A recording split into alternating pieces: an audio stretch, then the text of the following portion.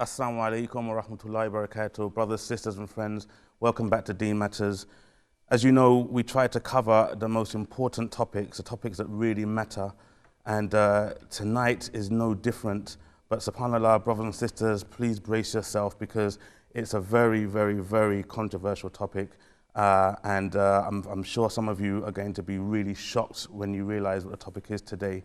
Now, unfortunately, there's a claim that's been made by our young Muslims, and the claim is against their own parents.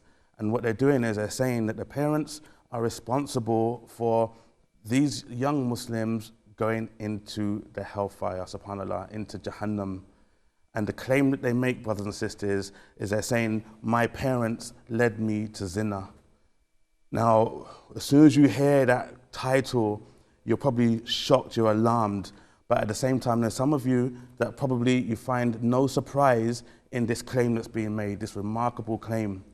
Now, just think about it for a second, that a parent might be in some way responsible for their child getting into relationships, unlawful relationships, which will ultimately lead them to the hellfire, subhanAllah. It's a very serious claim. And it's backed up. We have some anecdotes, we have some stories. And also, I know that some of you are going to want to call in. So the phone line is open. So once you've heard some of the stories and you want to call in, we need solutions, we need suggestions, we need to hear some more stories. And inshallah, this will help us to hopefully find a solution for this problem. So with me tonight, I have, I don't call them my guests anymore. These are my co-hosts, inshallah. So I have Muhammad Ali Hashim, who works in Dawah and works for one of our beautiful charities as well, Hugs. He works in so many fields, mashallah. Muhammad, assalamu alaikum. Wa alaikum salam. And our beloved brother, Ali Dawah as well. He works in the Dawah. He's a youth worker. You see him on YouTube, helping the youth, helping everybody, mashallah. I don't want to make your head too big, brothers, but it's the work is important, and we want everyone to know what it is you're doing. So, assalamu alaikum to you as well, Ali. So, let's start with this then, subhanAllah. My parents led me to Zina, subhanAllah. Look, is this a claim that you're familiar with? It somewhat is, because there's a lot of shabab, a lot of youth out there who claim that, you know, one of the reasons that they, I think we've all seen it, is basically when halal becomes hard or difficult, then zina and haram becomes easy and cheap. And unfortunately, for a lot of brothers and a lot of sisters out there, especially the younger ones, they've experienced that this is the case. It's become so difficult for them to do it the right way due to their parents, that, you know, now the haram is a lot easier and is a lot more enticing to involve in for them. So this is something which we've come across quite a lot. So you hear it, you know, as I said, brothers and sisters, I mean, well, I didn't say, but this actually, this topic today, we're going to cover it over 2 shows. We've got some videos that we're going to show probably in a week or so's time, where Ali, you went out on the streets and you spoke to people as well. I mean, Ali, first of all, is this also a claim that you're familiar with? And what did you come across on your findings? What were your findings when you went out on the street? Of course, this is one of the topics that I'm really passionate about. You know, this is what I'm really known for, you know, when I entered the YouTube scene, the social media scene, because zina is one of the biggest problems. Obviously, you come from a jahiliyyah, everybody comes from that jahiliyyah, you've seen what goes on, you know how it works, etc. So being there in jahiliyyah and seeing that, when you come to Islam, you want to let people know the dangers of that, you know, because you've seen, I've lost family members to this, you know, to haram relationships, zina, I've lost family members to this, like they've committed suicide, you know. Yeah, it's a big matter. That's why I'm so passionate. When I speak about this matter, some people come to me and say, brother, why do you keep talking about the same stuff? I'm like, you don't understand where I'm coming from. You don't understand the problem of this. Because Allah subhanahu wa ta'ala says in the Quran, don't go near zina. Don't go near it. If you know zina's here, go round the block. Move away from it. So that's why I'm really passionate about this topic. And obviously we went out and interviewed a couple of youth as well, because we want to hear it from them. What is leading them to zina? So obviously, inshallah, next week most likely, or the week after, we're going to be showing these interviews. But zina is a big problem. There's many factors why the youth go to this this route, but parents play a major role. Parents play a major role in this matter, because obviously I truly believe racism in Islam, not in Islam, in Muslims. In Muslims, you know, I really need to clarify that matter. Is something that's really, you know, sad. But obviously, I'm going to touch up on it later. I'm saving it all for later, you know. I mean, it's a serious claim. And brothers and sisters will come to realize that it's not just a case of finding something that we think, oh, this would be very interesting to talk about. It's something that needs to be addressed, because there's real life stories out there. And before you come in, it also goes into practicing people as well. It's not something where the Jahil Muslims are falling into. Even practicing 100%. Muslims are falling into it. Like it shows you the warning of Allah subhanahu wa ta'ala when he told you, وَلَا تَقْرَبُونَ, don't even go near it. That this is something not only that the not so practicing should fear, but even the practicing people. But anybody, I mean, we're all vulnerable in one way or the other, and age plays no part in it. But at least for somebody who's older, they can make their own decisions, right? And as you mentioned before, this is why the blame has been placed upon the parents, because of the fact that it's the young shabab, it's the young Muslims. And another thing that worries me a little bit as well is the fact that because of the age, yes, we know that death can hit any one of us at any time, but there is this mentality, and we can't help it, especially when we're young, like me, especially when we're young, that death is a long way away from us. Yeah, of course. And do you find this? There is that with a lot of youth. Obviously, they're thinking, I'll practice later. This is a lot of Muslim youth have this. They want to practice, even though when we speak to like some people who want to accept Islam, we speak to them and we're like, look, why don't you accept Islam? They're like, I will, because what it is they're like, let me live my life a bit more than it is. But what we need to understand is that when you're making the statement, you are actually planning and plotting against Allah. Because what you're doing is you're saying, it's like, oh, Allah doesn't know, I'm going to have some fun, then I'll start to trick Allah and then practice. Who are you fooling? You need to understand you're planning and plotting, and Allah says, look, I plan as well, and I'm the best of planners.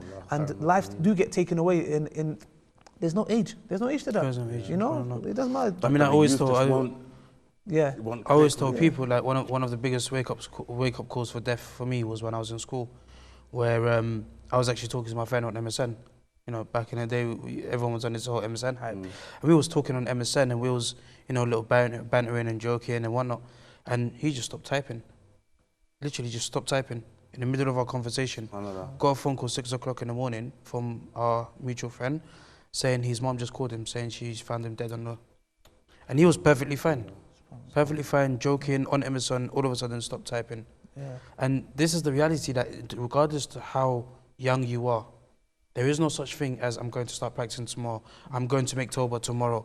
Who are you, like Ali said, who are you tricking? Who are we tricking? But then that requires an iman boost, right? Yeah, of course. And in some of the examples that we're going to speak about later, are some of the these young Muslims, are they from good family stock, like from practicing families? What have you found? To be honest, it varies. You know what it is even when you come from good practicing families, what it is because what happens is sometimes it's like shaitan, because you haven't lived that lifestyle. You're like, there's a lot of people out there go, let me try going clubbing for once. Let's see, what is it about? So practicing strong, good families, mashallah, they have that craving. And the ones that have seen it and been there, sometimes it works the two ways. Good practicing family, they carry on, like they don't go around to those kind of fitna. But the ones who doesn't come from good families, they've seen it. And those are the ones that I usually see who are much more stronger, because they've seen it and now they know what it's about, so they stay the hell away from it. So they're like, been there, done that, stay away from it. But the practicing family, the children from that family usually tend to be like, but what happens? Do you get it? And they, one little slip, boom, they, Personally, I think it would go two ways. So you've got the situation of a practicing family where I don't so much put religion into it. I wouldn't say if it's a practicing family or not. I would say if it's a cultural family or not. Culture plays a very big part into leading the children into things like zina and these kind of stuff. Culture, when incorporated into the Deen. Because really and truly, the way I see it, and maybe I'm just being, a bit firm with it, but if you're practicing these sort of issues, will be, easier to stay away from, or easier to incorporate into your children to stay away from them. That's real practicing, okay? But, once you have to teach your children the Deen, but they incorporate aspects of culture into it, this is when you're watering down everything, and that's where a room opens up for shaitan and all these kind of issues. Okay, an important question. From your findings, what is a typical age where the young beloved Muslim brothers and sisters are getting involved in this? Is there a typical age for this? To be Or honest, a range? I would say between, like today's society, It's a young 15 to around 22, 23. This is of like being naive of the topic. Then there's like the older generation, for various reasons it happens. Why? Free mixing, you know, in the workplace. But because what it is, I did a video about this matter called Shaitan's Good Deed. And it was a sister who worked in Tesco's, had a work colleague, and a work colleague asked her to drop him home. And she said, no, I don't let guys in my in my car. A week later, it's raining, he's got bags, she feels sorry. So the reason I call it Shaitan's Good Deed is because Shaitan's, just drop him to the bus stop, nothing's going to happen. One thing led to another. So that's why we have to be careful. Such a dangerous thing. Know our limits, because at the end of the day, even though you're 25, 26, you've raised from a good family, you fall for it. You will fall for it. That's why Allah says, don't go near it. Allah didn't say only for those who are not practicing, don't go near it. I'm telling you, you can pray 500 times a day, even though don't do that. But even if you did, it shows the dangers. No matter how practicing you are, if you cross that line, it's going to happen. Don't ever be disappointed. Right. So I would say it's fair to say that from 14 years old up to probably like 16 or 17. You can go higher as well. But that category, that age range, we have to address that as a separate entity. Yeah, that's true. And almost it might be harder to actually be able to point the finger. I'm just saying it might be harder to point the finger at the parents for that age range. So let's just say if we said... That's more of society, that's more of a this whole boyfriend and girlfriend sort of mentality. Maybe like TV and things like and this. I think that would be good for the next weeks when we talk to them, you will see what leads it. Excellent. So if we say now from 16 to say 21, then what I'm going to do is I'm going to address the brothers and sisters at home, the parents right now. I'm going to say, if you have a child, whether it be a boy or a girl, aged between 16 to 21, what is their situation now? First question. Second question is, are you sure of your answer? Because if you're assuming that your child is happy and they're content and they're not really even thinking about marriage, then perhaps that's a time to be worried. So I would like a parent to call in and even to reassure us that our children are okay. And so, obviously, I'll be disappointed actually if I don't hear from parents today, because I want to focus a little bit on that. Definitely. So that's the claim. So I'm gonna throw it out there now in terms of maybe like anecdotes as to why the youth are getting involved in zina. Is I think one of the common things that we've always heard, and this lies within a particular section of the community, it's regarding expensive weddings. That's right, because I know your stories are very profound as well, right? But the expensive weddings can become slightly oppressive for that child in the family. Whether it be actually it would be more pointed towards the young brothers, right? Who they want to get married, but the whole concept in their mind that they have to raise 30. I know brothers will be married actually for like 2-3 years and they're still paying back. Of course. It's a common thing, right? It's ridiculous. And funnily enough, on this whole reality show, I've done a video on this matter called, it was called The Pious Gold Diggers. It's a bit of a catchy name, but the whole thing behind it was, okay, you're practicing your religious, this goes to everyone, to be honest. Why make a big wedding? There's studies that show this. Individuals who spend a certain amount on a wedding are more likely to get divorced. A study was done. They found that couples who just spend like for under £1,000 were most likely to, for example, have a longer marriage. You know, this is what's been proven. But we go from the Sunnah. You know, the Prophet peace be upon him said, the most blessed wedding is the one that's very simple. You need to do this. I was speaking to a brother and he spent £60,000. You know, obviously it's his life. You know, he wanted to come with a helicopter and all. Mashallah is good. But seriously, man, I would rather just. Why are you going to pay that off? You know, just have a nice simple wedding. But at the same time, you got to take into perspective. Like I know you said, this mostly affects the brother. But then again, going back into the issue of zina, this can also affect the sister, because sometimes it's not actually the sister that's asking for this, it's the family.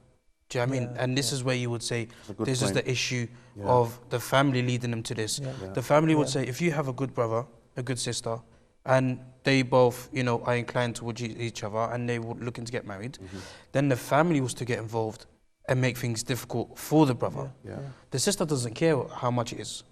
That's true. He doesn't care how much it is. She just wants to be with this person who she's inclined towards and feels even sometimes with big dowries. I think it's like an expectation that's being thrust upon that young sister because she's just happy to get married. She's just happy to get married to this person. She finds herself in a difficult situation where she's dictating what she wants when truly she doesn't want that deep down. Family make it difficult. Arguments come apart. They split. Yeah, that's another reason. But then the worst thing is they split. A lot of the times people split in the sight of the parents. Now this is where the zina and the problems come in.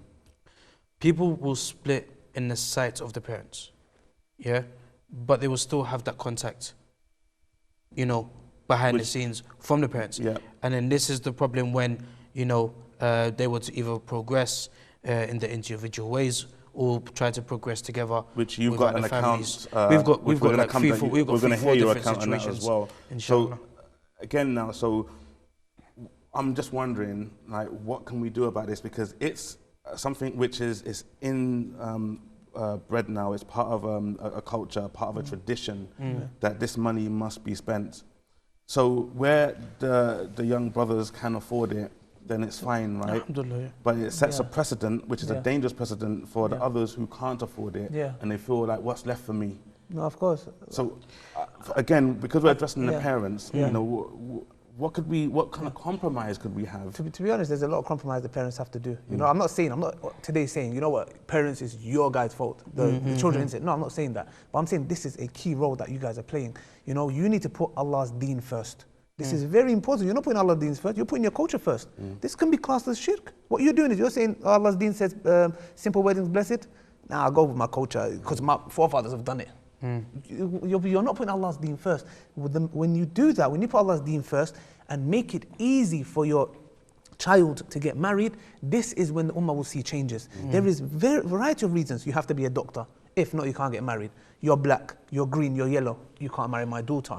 You don't earn this much, you can't marry my daughter. If you put all these obstacles in the way of your child, and I'm telling this very sincerely, and this is a topic that I'm very passionate about, and I'm going to do in there. Yes, and I'm going to do a video on this matter as well. And I really want parents to really understand this. You are not aware of what your children are doing. If I told you what your children are doing, you would maybe pass out. You don't know what your children are up to because why? You have made marriage, the halal option, so hard. Zina is a popcorn away. Cinema ticket. That's zina for you. If you do not accommodate for your child 18, 19, you want to get married? Okay, son, how about you wait another year? And after that, okay, who's this person? Talk to them, at least give them that hope that it can happen the halal way. But when your son comes, hey, what? You want to get married? Look, how old are you? 18, 19? Oh, who is he? Has he got this much money? Has he got this? What, he's black? Or he's green? If you put these obstacles, don't be surprised. Wallahi, don't be surprised. You don't know what goes on. We know, we hear, we get these messages. What I can say, Ali, is I know exactly what you're talking about. And obviously, because we're here on IQRA TV, on live TV, we have a very reputable audience, mashallah. It's just that we can't give the examples, but I was just shocked and horrified in the example that was given to me. So I know that is a reality. It's a reality which I wish that we could even slightly elucidate or just hint to the brothers and sisters at home to what we're talking about, where they would just say, do you know what, I'm listening to you brothers and that's it. I wish we could, but brothers and sisters, because I can't and because we can't, use your imagination and think about how we're going to move forward with this, inshallah, because it is not a joke, it's a reality. And as I said, if you can call in, let's hear what your comments, what your thoughts are on this, inshallah. So, solution-wise, just to touch on two main things. First and foremost, and I know it's easier said than done, wallahi. It's so much easier to say it than it is to actually implement it. But first and foremost, if you are proposing to someone and the family causes these sort of complications, you need to ask yourself a very sincere question. Do you want your grandchildren to have these grandparents? Do you see yourself marrying this person, later on living life with this person and having those parents as your in-laws? You will have problems for the whole duration of your marriage. Wallahu alam, Allah knows best. The second thing is, do you really love someone enough to take them Jahannam? Like, ask you, like, if you claim you love someone so much, you care for someone so much, you want to marry this person and no one else, do you love them enough that you will take them Jahannam? Because if you persist in the zina and its haram way, that's where you're going to end up, both of you. So, brothers and sisters, the number's on the screen, okay? So you can call in and comment on anything that the brothers are saying or what I'm saying. I've got a question, and this question is from a parent's perspective, okay? I think it's a fair question. And what that is, for example, say my daughter is 17 or 18 years old, right? And she seems to be mature enough to get married. Who's going to approach her? She's going to be approached by maybe a brother who's maybe 20 or 21 years old, right? That's the typical kind of acceptable like age range. But when we look at him, he's not working. He's probably on the streets, probably doing some haram stuff. If he's not doing haram stuff, when he's at home, he's going to be on his Xbox or whatever. So mentally, and the sisters, they say this themselves, that the brothers in that age are not actually mentally mature enough. I think scientifically proven that sisters mature. They mature quicker than about 7 years or so. So why would I marry my daughter to someone who might even be taking her out to the nightclub anyway? No, you shouldn't. Definitely, 100%. That's why with the hadith of the Prophet ﷺ, where he says, if a righteous man comes and asks for your daughter's hand, if you reject him, there'll be fitna in the land. So a righteous person we're talking about. We're saying if a righteous person comes to ask for your daughter's hand, if you reject them, there'll be fitna in the land. And this is what's going on, because the person that's coming is righteous to an extent, you know, but what we're doing is we're rejecting. Why? Because of color, because of the money he earns, or he's not a doctor, or whatever he is. So the criteria. But Ali, sorry to cut you off. SubhanAllah, she comes with young brother Ahmed or Abdullah. And he's there, and she's already now imprinted herself on this brother. Meaning not physically, she wants this brother, right? He's chatting road, his trousers are down below his backside, right?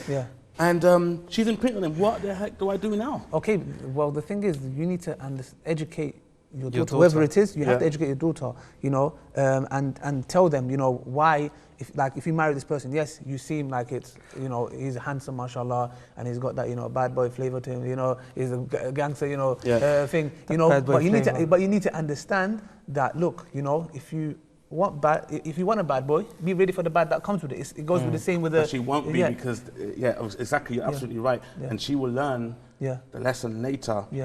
But we don't want our daughters being divorced. See, this goes. 18, but this goes back to, you know, implementing the hadiths from the start, where you need to let them understand the criteria that the Prophet ﷺ has, peace and blessings upon him, has set for choosing the righteous person.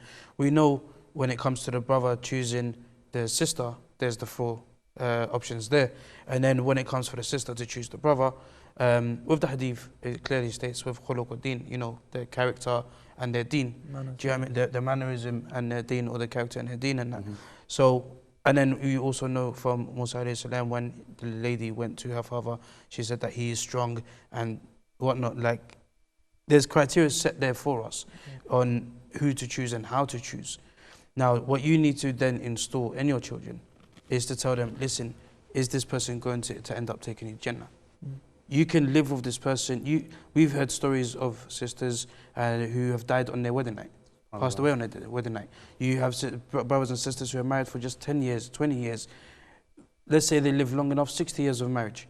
This is all temporary. You're going to end up facing Allah subhanahu wa ta'ala, and it's either Jannah or Jahannam.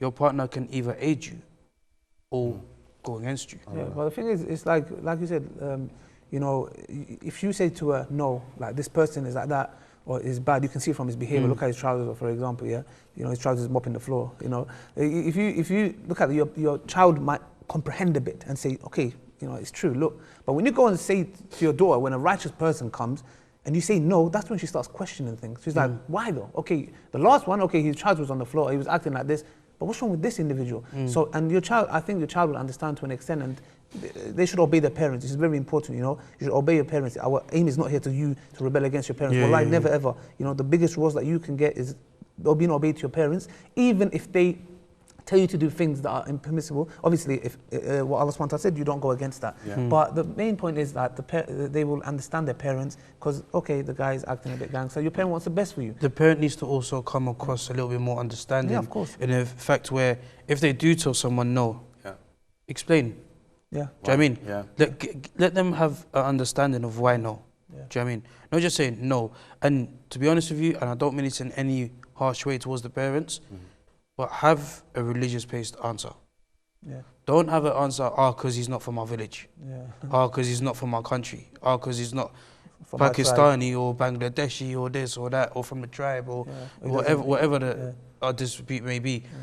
Leave all of that aside, because the more you try to enforce that, the more you will push them against you, against the Deen, and into. And so, okay, let's address that for a second, because one might argue that when someone is insistent on the suitor coming from the same tribe or the same village, that's because that mentality says that we think alike. We have that pride factor that my daughter's not going to divorce you, or your son's going to divorce me, because we have that, we don't want divorce in our family. So some might argue that that actually sort of cements and stabilizes the marriage, but whether that couple will be happy or not is a different question. Not really, because that's like, I understand where you're coming from. Yeah. Like, a lot of people say, oh, if you marry from, but I've seen many people who are married to different cultures. They're perfectly happy. Completely And I've seen a lot of people who are married, like Somali married a Somalian, or a Bengali married a Bengali, and they get divorced. So the thing is, we can't say, okay, just because Bengali, it causes more issues. Seriously, this issue of raising, marrying, or culture, they have their right. If they said, look, my daughter or my son, prefer somebody that speaks our language, but if he's righteous, it's okay, but we prefer. But if you say no, it has to be Bengali, has to be Somalian, there's a problem now. There's a big problem now, because what happens is enforced marriages. This is not in Islam. Oh, you have to marry our cousin because when you was born, we promised you. Did you ask me when you promised? There was an Afghani brother who... We're going to take that story after the break, Mohammed, because I want to make sure we don't get interrupted. Perfectly fine. Brothers and sisters, what I'm going to say now is very important. Make sure you are here for the second half, because we have some very important examples where this has taken place. So I want you to listen to that, and also call in and give your comments, inshallah. Jazakallah khair for spending the first half with us. We're going to see you afterwards, inshallah. Assalamu alaikum wa rahmatullahi wa barakatuh.